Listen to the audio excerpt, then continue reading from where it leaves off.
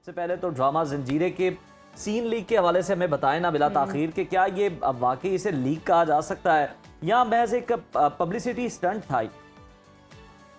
देखिए जी, स्टंट था, लेकिन ये एक बहुत बड़े जो एक सवालिया निशान खड़ा करता है।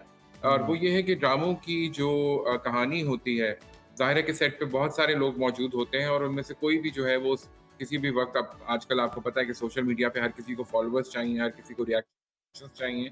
तो वो जो है वो कुछ ना कुछ कहानी का इसी तरह लीक कर सकता है। उसमें फनकार भी होते हैं और टेक्नीशियंस भी होते हैं। तो इसी तरह एक तस्वीर है जो कि ज़ंजीरें ड्रामा की, जो अब अपनी आखिरी किस्त की तरफ बढ़ रहा है, वो लीक हुई है और लोग उससे बहुत ज़्यादा डिसअपॉइंट हुए, क्योंकि वो काफ़ी बता देता है बड़ी हद तक कि आगे ड्रामे में क्या होने वाला है और इख्तिताम किस तरह का होगा। It will be a happy ending apparently. और ज़ाहिर है कि जब ये बात पता चल जाए तो फिर जिस तरह कहते हैं ना, स्पॉइलर आ गया, तो फिर वो स्पॉइलर आ चुका है और उससे लोगों का ड्रामे का मज़ा किरकिरा हो जाता है।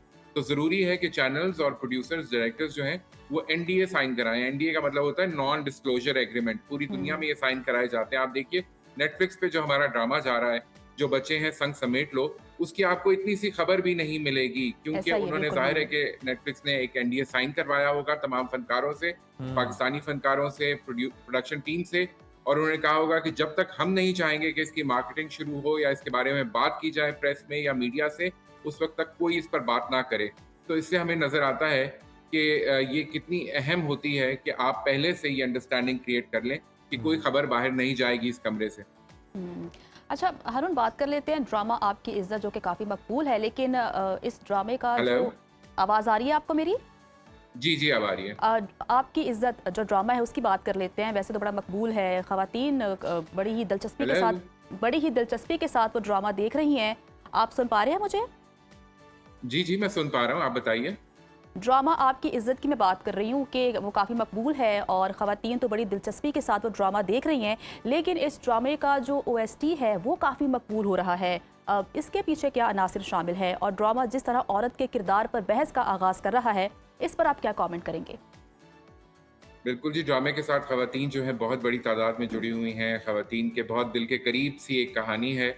बहुत सारी घरेलू ख़वातीन जो हैं वो इस सिमिलर किस्म के सिचुएशन से गुज़र रही होती हैं, लेकिन ज़ाहिर है कि बीना ने जो कदम उठाया है घर छोड़ के जाने का, वो शायद बहुत सी ख़वातीन के लिए एक सवालिया निशान हो और वो शायद हुँ, ऐसा कदम ना उठा पाएँ। लेकिन गाने की मकबूलियत जो है उसके पीछे बड़ा हाथ अली ज़फ़र की अली आवाज़ ज़फ़र का का है। है। हुँ। बहुत ही खूबसूरत गाना और बहुत ही खूबसूरत ट्यून। अली ज़फ़र की आवाज़ ऑफ़ कोर्स बहुत खूबसूरत है, फ्रेश है। बड़े अरसे के बाद मुझे अली ज़फ़र का कोई गाना पसंद आया। ये जो गाना है, ये हमेबल बहुत है, यानी इसको हुँ। उसके साथ गुनगुनाया जा सकता है, यही इसकी ठीक। खूबसूरती है। आमतौर पे हम देखते हैं गाने इतने शकील बना दिए जाते हैं या इतने मुश्किल होते हैं कि वो जो है वो सुनने वाले जो हैं वो उसके साथ जुड़ते नहीं हैं, उसको गुनगुना नहीं सकते। ये गाना इतना खूबसूरत और मधुर सा, मीठा-मीठा, कि इसको साथ-साथ गुनगुनाया जा सकता है और मेरे जैसा जो बाथरूम सिंगर है, वो भी इसको एन्जॉय करता है अरुण जन्नत तो कह रही कि गाने मेरे के लिए। जनरे का ये सॉन्ग है। हाँ, मुझे तो ऐसे गाने पसंद हैं और बिल्कुल मैं तो ये वैसे भी गाना अली जो है ज़फ़र वो की फ़ैन मकबूल हूँ। हो रहा अच्छा। हुँ। है। हाँ, अली बिल्कुल। ज़फ़र एक बेहतरीन सिंगर हैं और जितने भी उन्होंने गाने गाए हैं, बेहतरीन गाए हैं। अच्छा हारून, बिल्कुल ऐसे ही है, अगर ऐसे ही है। हम देखें तो बहुत खूबसूरत गाना है जी। बेशक बेशक, और अगर हम देखें ड्रामे की मकबूलियत में इसका भी बड़ा अहम किरदार है। इसके अलावा अगर हारून बात कर ली जाए मिली नगमों की तारीख के हवाले से, आज हम खुसूसी तौर पर डिस्कशन करें तो वो कौन सा दौर था जब सबसे शाहकार और लासवाल नगमे जो हैं वो तैयार किए गए, और आज भी जो उनकी फील है ना वो अपनी जगह पर बरकरार है, कोई उनको रिप्लेस नहीं कर पाया नगमा। देखिए जी, मिली नग़्मे तो हमारे पाकिस्तान का एक बहुत खूबसूरत एक पहलू है मीडिया इंडस्ट्री का, जिसको हमें याद रखना चाहिए और उसके ऊपर मुसलसल काम करना चाहिए। म्यूज़िक बनाने वालों को भी मुझे वो गाना याद आता है, चाँद रोशन चमकता सितारा रहे, हाँ जो हाँ। पाकिस्तान बनने के साथ ही ये गाना जो है ये हुँ। बिल्कुल ज़बान ज़द-ए-आम हो गया था। बहुत खूबसूरत गाना प्रोफ़ेसर करम हैदरी का लिखा हुआ। फिर ये वतन तुम्हारा है, मेहदी हसन खान साहब का खूबसूरत गाना जी। कलीम उस्मानी ने लिखा और मेहदी हसन खान साहब ने क्या खूबसूरत गाया है। ये गाना बहुत दिल दिल मकबूल पाकिस्तान, हुआ। जहाँ जहाँ उस्ताद पाकिस्तान। अमानत अली खान का, बिल्कुल, उस्ताद अमानत अली खान का मुझे गाना याद आता है, वतन प्यारे वतन। वो आप सबको भी याद होगा। ये वो गाने हैं जिनको वाह। ज़िक्र जब भी आता है ना, फ़ौरन ज़हन में वो गाने बजना शुरू हो जाते हैं। सोनी धरती, बिल्कुल ये खूबसूरत गाना अल्लाह मसरूर रखे। अनवर साहब का लिखा हुआ। ये भी गाना जो है, ये भी एक ऐसा गाना है जो हम सब ने स्कूल में भी गाया है, सुना भी है, उसके ऊपर टैब्लोस भी होते हैं। आज भी बच्चे उसके साथ गाने के साथ जुड़े हैं और इनके लिरिक्स हमें याद रहते हैं। नैयरा नूर साहिबा ने बहुत खूबसूरत मिली नगमे गाए हैं। आलमगीर ने मिली नगमा जो गाया, गवाह रहना, और दूसरा वो था हमारा परचम नाहिद अख्तर साहिबा का। तो ये वो गाने हैं जो कि हम सबको याद हैं, और जब भी 14 अगस्त के दिन नज़दीक आते हैं या 14 अगस्त पे हम इन गानों को दोबारा से याद करते हैं, और हमारे शहरों में, गाँव में, देहात में, गलियों में ये गाने सुनने को मिलते हैं। दिल दिल पाकिस्तान को कौन भूल सकता है, ओजी गाना है, जिस तरह आजकल जेन ज़ी कहती है ना जी, ओजी नेशनल एंथम कौन सा है, तो वो दिल दिल दिल दिल पाकिस्तान है, पाकिस्तान। वाइटल साइंस का। बिल्कुल, बिल्कुल। तो ये वो खूबसूरत गीत है जो कि पाकिस्तान के साथ हमारी मोहब्बत, हमारे शायरों की मोहब्बत, हमारे सिंगर्स की मोहब्बत, तो हारून, हमारे एक कंपोज़र्स की मोहब्बत का इज़हार सवाल तो है। यहाँ पर बनता है कि आज के इस दौर में जो बनने वाले मिली नगमे हैं वो माजी की तरह सुनहरे और पायादार असरात क्यों नहीं छोड़ पा रहे? कहाँ पर इशू है?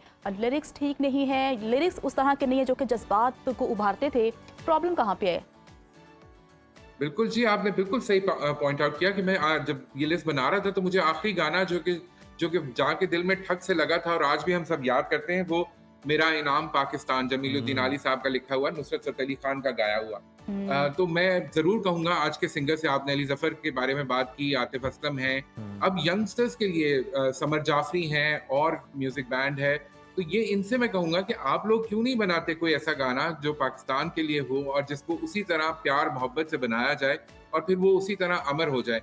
क्योंकि मेरे ख्याल में किसी भी सिंगर के लिए जो है ये लॉन्जेविटी जो है, शेल्फ लाइफ, हर साल वो गाना निकलेगा, हर साल वो गाना प्ले होगा, तो ये तो आपके लिए बहुत अच्छा होगा। तो कोई एक ऐसे गाने की तरफ मेहनत करें जो कि एक लंबे अरसे तक जो है वो लोगों के ज़हन पे असर रखे, क्योंकि वरना तो एल्बम्स आती हैं, चली जाती हैं। आसिम अज़हर हैं हमारे पास, आयमा बेग हैं, तो ये बड़े-बड़े अब सिंगर्स हैं, आजकल के सिंगर्स हैं जिनको यंगस्टर्स सुनते हैं।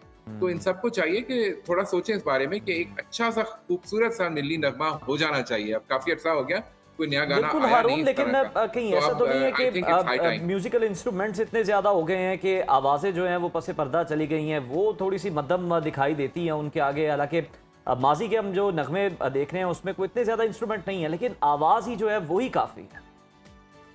जी, अभी आपने ये ओएसटी सुना, इसमें देखिए इंस्ट्रूमेंटेशन उस तरह ज़्यादा नहीं है। अली ज़फ़र की जी। आवाज़ जो है, वो ही स्टैंड आउट कर रही है इस गाने में।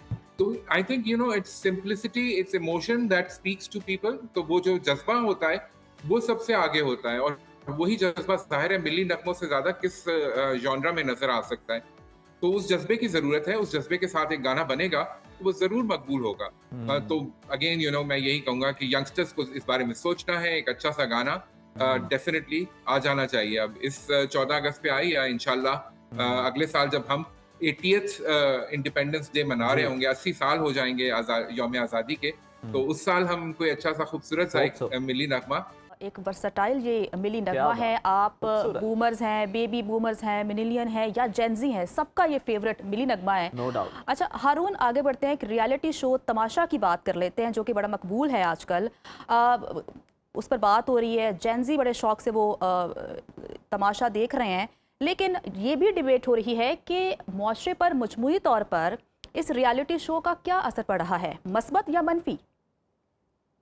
बिल्कुल जी, ये जो पॉइंट आपने उठाया ना, ये उठा करके मेरे दिल पे लगा है, क्योंकि मेरे पास भी 2 जेनज़ी टीनेजर्स घर पे मौजूद हैं, और मैं हम्म, अक्सर देखता हूँ कि वो भी ये इस किस्म के रियलिटी शोज़, चाहे वो पाकिस्तान से आने वाला तमाशा हो या साथ आपने ओटीटी प्लेटफ़ॉर्म पे देखा होगा, लॉकअप। अभी पिछले दिनों 2-3 इस तरह के शोज़ चले हैं।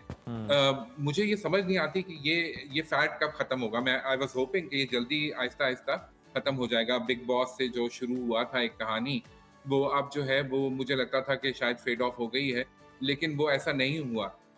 इस कदर टॉक्सिक हैं ये प्रोग्राम्स, इस कदर जो हैं वो पॉइज़नस हैं फॉर आवर सोसाइटी, कि मैं समझने से कासिर है कि किस तरह जो है वो लोग इसके साथ जुड़ते हैं, इसको देखते हैं।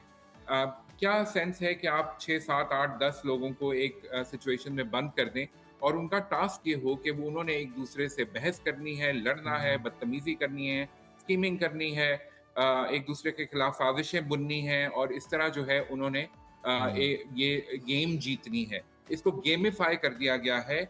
इविल बिहेवियर को, मीन बिहेवियर को गेमिफाई करके उसको उसको जो है वो एक चैलेंज बना दिया गया है। कौन सबसे ज़्यादा मीन हो सकता है, कौन दूसरे के कंधे पे, दूसरे के पाँव पे पाँव रखकर जो है वो आगे बढ़ने की सलाहियत रखता है, ये किस किस्म की वैल्यूज हैं। तो मैं तो बहुत हैरान हूँ कि ये किस तरह जो है ये फॉर्मेट इतना मकबूल अभी भी है। मेरा ख्याल था कि बहुत जल्द सोसाइटी इसको रिजेक्ट कर देगी, लेकिन जी। ऐसा नहीं हो रहा। और ये बिल्कुल बहुत आप बड़ी ठीक कह रहे वरीसम बात है। तो हैं, आप जो सोसाइटी सड़कों पे रिजेक्ट देखते नहीं हैं कर रही। लोगों के रवैये, हारून, एक इसमें फैक्टर ये भी है कि जिस तरह से आपने इंडियन शोज़ की बात की है तो उनकी रेटिंग बहुत ज़्यादा है पाकिस्तान में, और जैसे लॉकअप हो गया, अलायंस हो गया, बिग बॉस हो गया, पाकिस्तान में बहुत ज़्यादा देखा जाता है, जिसके बाद पाकिस्तानी इंडस्ट्री ने फैसला किया कि हमारे पास भी कोई ऐसा शो होना हालांकि हम चाहिए। हमारे ड्रामाज जो हैं वो वहाँ बड़े पसंद किए वहाँ बड़े जाते हैं, पसंद लोग किए उसकी जाते बड़ी हैं तारीफ करते हैं, और लेकिन कॉपी हम की इन शोज जाती के है, पीछे लग गए। कॉपी की जाती है। मेरे पास तो वो को बिल्कुल। प्रॉपर कॉपी किया भारत ने उस जी, ड्रामे जी। को। और मैं आपसे ये कहूँगा कि देखिए, अगेन आपने कहा कि उन्होंने ये फैसला किया, तो ये फैसला ज़ाहिर है किसी ने किया, और ये फैसले जो हैं, यही फैसले रवैयों के ऊपर असरअंदाज होते हैं। तो सड़कों पे जब आपको लोग लड़ते हुए नज़र आएँ, जब आपको पड़ोसी एक-दूसरे के खिलाफ साज़िशें करते नज़र आएँ, जब आपको रिश्तेदारों में ऐसी तरह की फूटबाज़ी नज़र आए, तो फिर आपको समझ जाना चाहिए कि ये एक बड़े लेवल के ऊपर उसी तरह का रियलिटी शो चल रहा है।